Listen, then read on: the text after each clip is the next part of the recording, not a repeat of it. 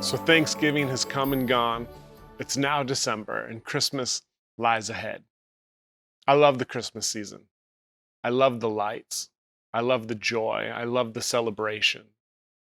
Now, in the year 2020, joy and light and celebration may not be terms that we would use. In fact, 2020 for many of us has been dark, has not been joyful, has been very chaotic, has been very confusing.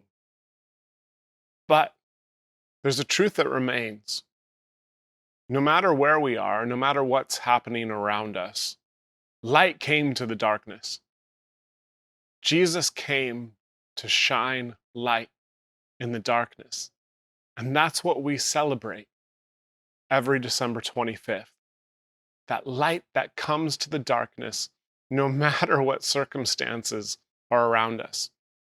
Now, if we think of the historical birth of Jesus, it really was a dark time.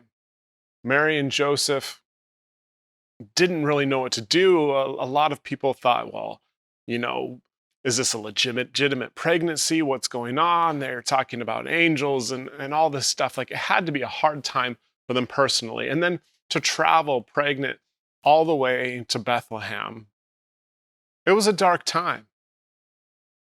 Probably even darker than the time that we find ourselves in now. But John shares a Christmas story. In fact, John is my favorite Christmas story. And it's in the Christmas story of John that we're reminded that no matter our dark times, light has come.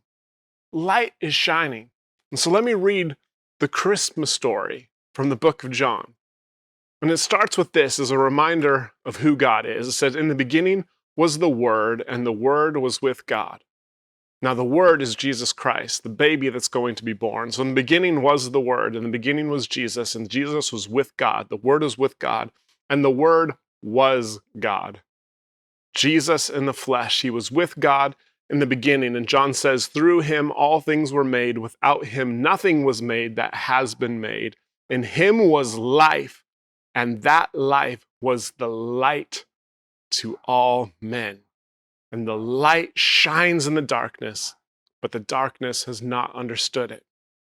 So John's setting up this story, this understanding that Jesus was in his fullness God. He was God himself, and he was the light that was going to come and shine in the darkness. He was the life that was going to come and bring life to this world, to our hearts, to our souls. And I'm going to skip down to verse 10. It says, "He was in the world, and though the world was made through him," right? So the beginning, God created everything with Jesus. They're all one person, created everything. So the world did not recognize him. He came to that which was his own, but his own did not receive him. Yet to all who received him, to those who believed in his name, he gave the right to become children of God. Children born not of natural descent, nor of human decision, or of husband's will, but born of God. And now here's the beautiful picture of the Christmas story encapsulated in this one verse. John 1:14. The Word, Jesus Christ, the one that was with God, the one that was God. I'm adding words, so I'll go back and say it as it's written. The Word became flesh and made his dwelling among us.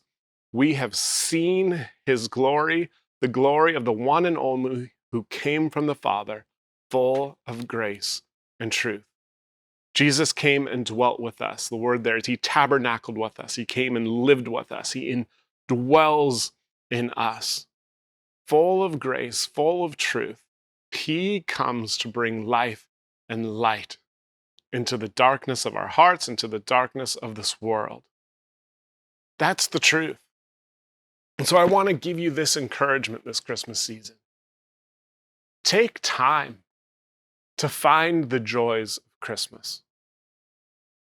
My wife was actually kind of excited that Christmas for us was going to be a little bit slower than it is normally. She said she was going to have a chance to make all of the cookies, Christmas cookies and stuff that she's always wanted to bake, but just never has time during the Christmas season. And you know that that makes me really, really happy. So find those things. What are those things that you can do in this Christmas season that's going to be in this COVID, this 2020, maybe new realities? Instead of dwelling on the negatives, dwelling on the things that we won't get to do, what are the things that you can see that bring life and bring light? What are going to be those special moments and those treasures that maybe you wouldn't even have expected? And set your mind to those things. Set your mind to look for the beauty and the light and the life that is Christmas, because Jesus came to bring light and life into the darkness. No matter what the darkness looks like, it always gets dispelled by light. So this Christmas, see the light, embrace the joy, and let's love one another.